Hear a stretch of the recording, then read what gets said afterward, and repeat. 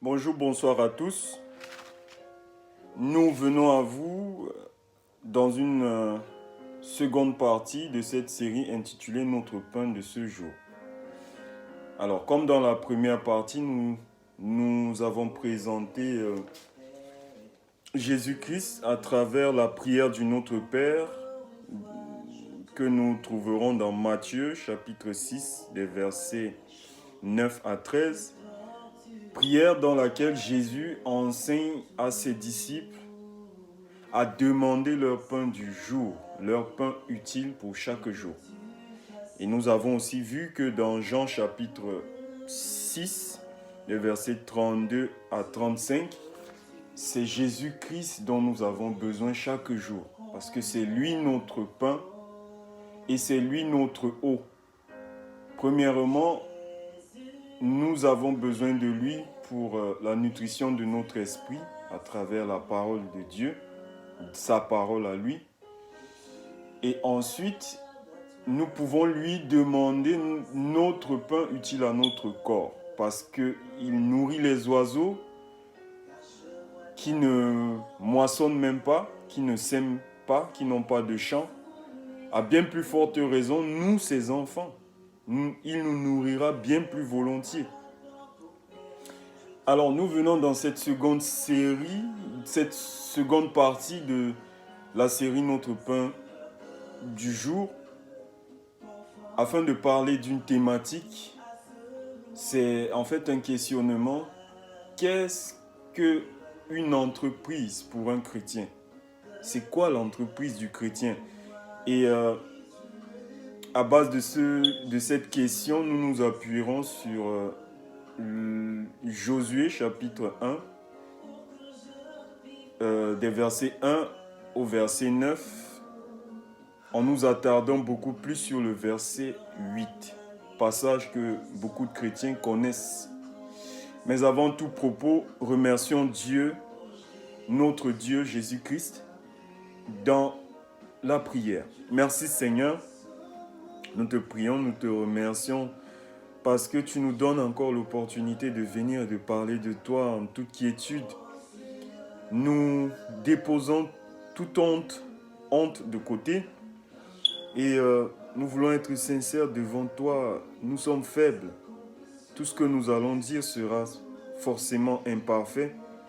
Mais à cause de la grandeur de ton nom, Yeshua Mashiach, c'est toi qui rendras parfait ce message. C'est pourquoi nous nous effaçons pour te laisser place afin que tu nous enseignes tous, tant nous que les auditeurs qui nous écouteront. Et sème en eux ta vie et transforme leur cœur. Et que ceux qui croient déjà en toi puissent davantage évoluer vers ta sainteté et que ceux qui ne croient pas encore en toi puissent découvrir qui tu es à travers le message que tu veux bien délivrer. Merci Yeshua Mashiach, conduis-nous. Merci Seigneur, tu es notre pain du jour. Nous avons besoin de toi car nous avons faim et soif. Amen. Frères et sœurs, sans tarder, nous prendrons directement Josué chapitre 1 et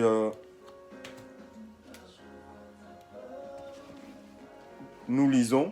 Après la mort de Moïse, serviteur de l'Éternel, l'Éternel dit à Josué, fils de Nun et assistant de Moïse, mon serviteur Moïse est mort, maintenant lève-toi, passe le Jourdain avec tout ce peuple pour entrer dans le pays que je donne aux Israélites, tout lieu que foulera la plante de votre pied, je vous le donne comme je l'ai donné à Moïse. Votre territoire ira depuis le désert et le Liban jusqu'au grand fleuve, jusqu'à l'Euphrate, tout le pays des Hittites, et jusqu'à la mer Méditerranée, vers le soleil couchant. Personne ne pourra te résister. Tant que tu vivras, je serai avec toi comme j'ai été avec Moïse.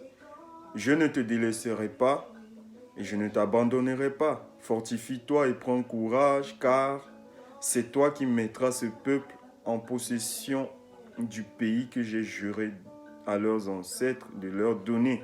Seulement fortifie-toi et aie bon courage, en te conformant, pardon. Seulement fortifie-toi et aie courage, en te conformant fidèlement à toute la loi que Moïse, mon serviteur, t'a prescrite. Ne t'en écarte ni à droite ni à gauche, afin de réussir où que tu ailles. Que ce livre de la loi ne s'éloigne pas de toi. Médite-le jour et nuit pour agir avec fidélité conformément à tout ce qui y est écrit. Car c'est alors que tu auras du succès dans tes entreprises. C'est alors que tu réussiras. Verset 9. Ne t'ai-je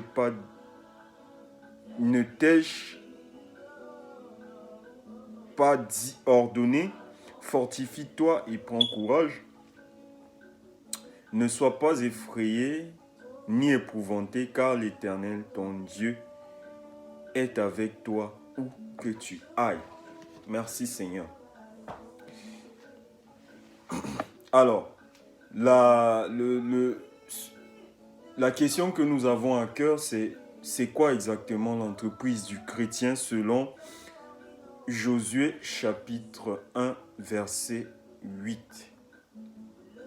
C'est quoi l'entreprise du chrétien? Je relis le verset 8.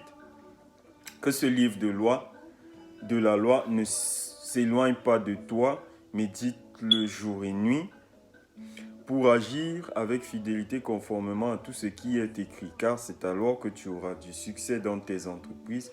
C'est alors que tu réussiras. C'est quoi une entreprise pour un chrétien?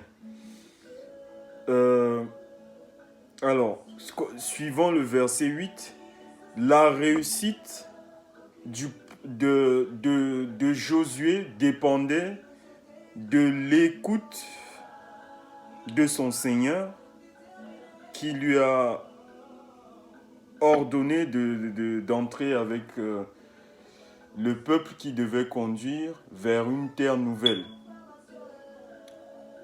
La réussite de Josué dépendait d'abord de l'écoute. Ensuite, par rapport au verset 8, de deux verbes d'action que nous pouvons mentionner. Alors, méditer la loi et agir conformément à ce qui est écrit. C'est-à-dire, écouter la loi, parce que la foi vient de ce qu'on entend, et ce qu'on entend vient de la parole de Dieu. Méditer cette loi-là, c'est-à-dire méditer la Torah, ou bien la Bible pour nous les chrétiens. Et ensuite, agir conformément à ce qui est écrit, ou alors pratiquer fidèlement ce que nous avons médité dans la loi de Yahweh, ou dans la Torah de Yahweh, ou dans la Bible. Alors le verset 8, effectivement, renferme deux verbes d'action. Méditer, jour et nuit, et agir fidèlement à ce qui a été médité. Agir fidèlement conformément à ce qui est écrit dans la loi de Dieu. Et au verset 7, la réussite de Josué dépendait aussi de l'écoute de Yahweh à travers sa loi qu'il faut méditer jour et nuit et à travers laquelle il faut aussi baser sa vie, c'est-à-dire ses agissements, son caractère sur ce qui sort de la parole de Dieu, en fait. D'accord? Alors, c'est quoi l'entreprise du chrétien au final? Parce que Josué était une forme de chrétien à qui Dieu parle. Dieu lui dit, fortifie-toi et prends courage. Médite que ce livre de la loi, c'est-à-dire pour nous, nous traduirons par que la Bible ne s'éloigne pas de toi. Médite-la jour et nuit pour agir fidèlement à ce qui est écrit, car c'est en fonction de ça, c'est-à-dire c'est en fonction de l'écoute, de la méditation quotidienne de la Bible et en fonction de l'agissement conformément à ce qui est écrit, que nous aurons du succès. Le succès dans nos entreprises dépend de ce cheminement, en fait, pour nous chrétiens. La foi vient de ce qu'on entend vient de la parole de Dieu. Et pour entendre la parole de Dieu, il faut la méditer. Et une fois après l'avoir médité, il faut agir conformément à ce qui est écrit pour réussir dans ces entreprises. C'est tout un cheminement, l'écoute, la méditation, l'agissement conformément à ce qui est écrit. L'écoute de la Bible, la méditation de la Bible, l'agissement conformément à la Bible pour réussir dans ces entreprises.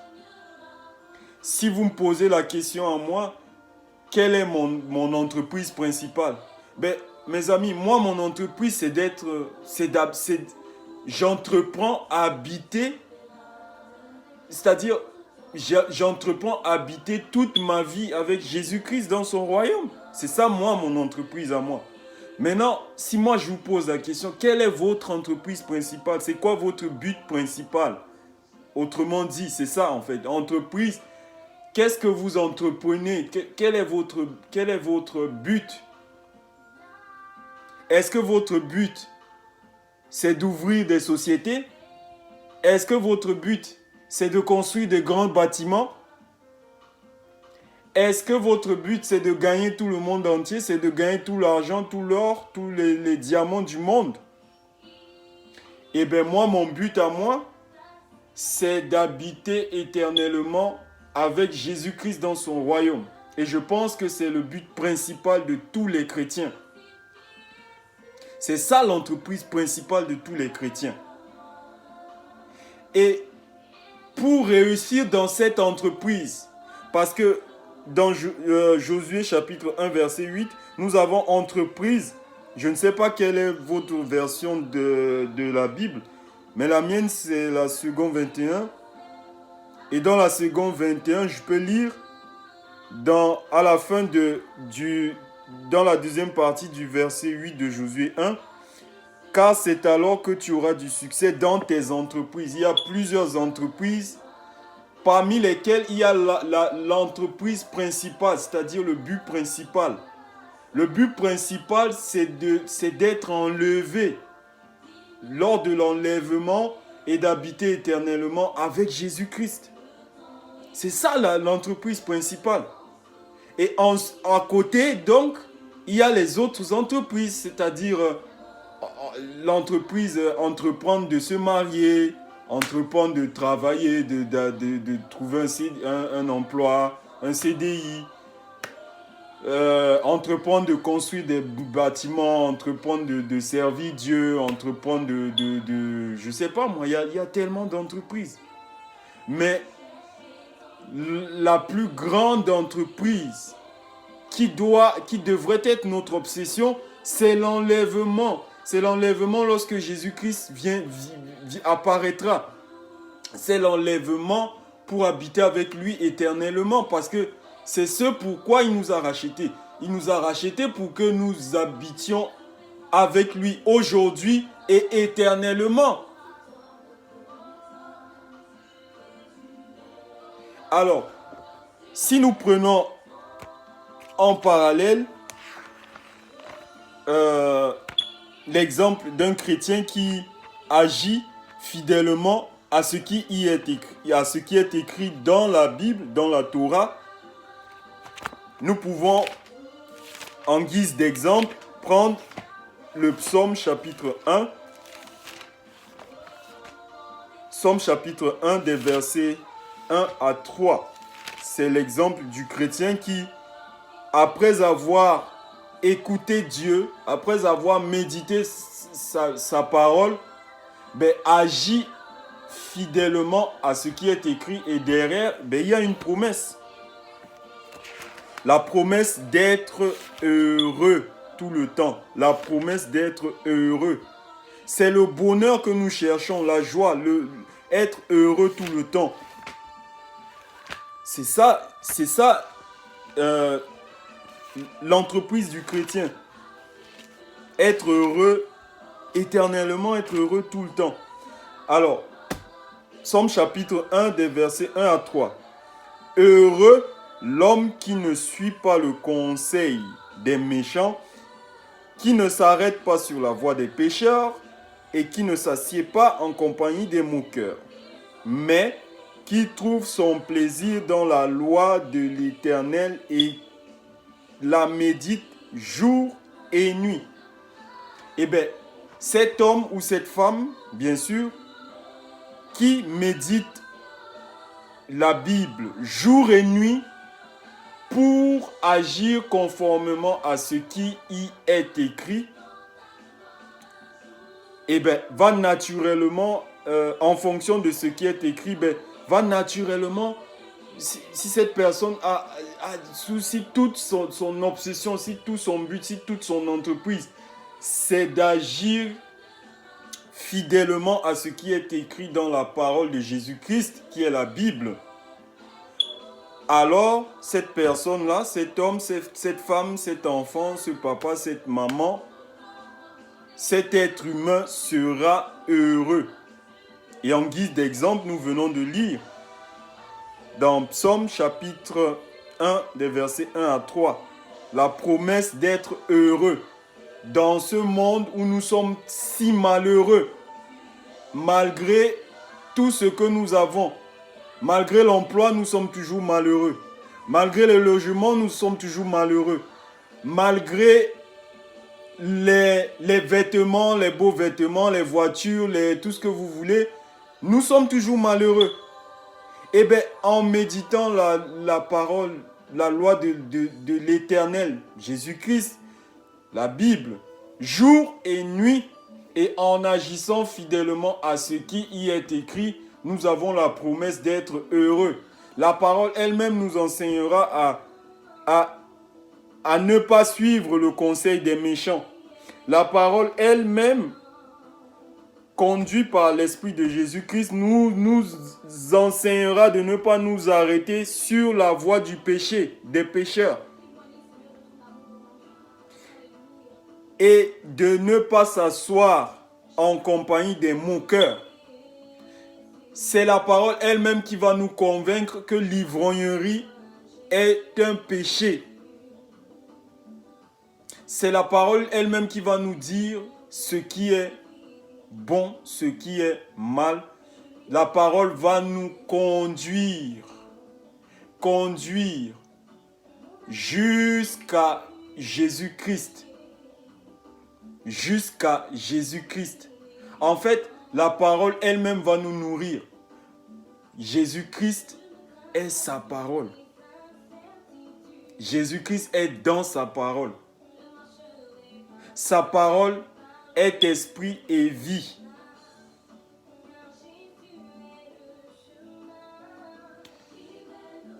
Merci, c'est ce que nous avions à cœur. Qu'est-ce que l'entreprise du chrétien?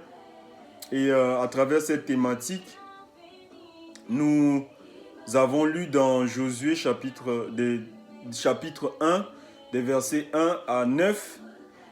Et nous avons complété ce passage par Psaume chapitre 1, des versets 1 à 3.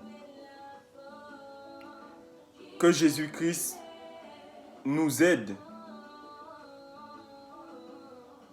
à le connaître mieux et que Jésus-Christ nous aide à nous recentrer sur le but principal, sur l'entreprise principale de nos vies. Nous jouons notre éternité, mes amis, chers frères et sœurs. La vie sur terre n'est que l'ombre des choses à venir. La vie sur terre ne dure pas, la vie sur terre ne dure que le temps, un instant. Mais la vie d'après dure éternellement. Alors, choisissons la bonne entreprise. Nous jouons notre éternité, mes amis. Notre entreprise, à nous les chrétiens, c'est de passer notre vie éternellement avec Jésus-Christ. Et pas loin de lui. Nous prions. Merci Seigneur. Nous te remercions pour ce temps que nous avons passé dans ta parole. Dans cette série, notre pain de ce jour. Tu es notre pain du jour. Nous te remercions parce que tu as encore parlé à nos cœurs. Seigneur, daigne bénir ceux qui ont entendu ce message et daigne aussi appeler à toi ceux qui aimeraient bien venir à toi. Merci Seigneur.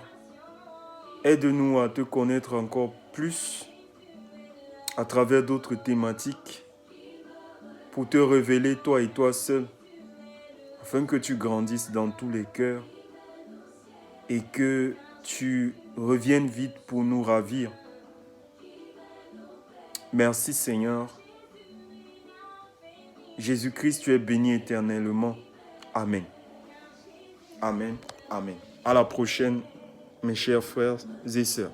Merci.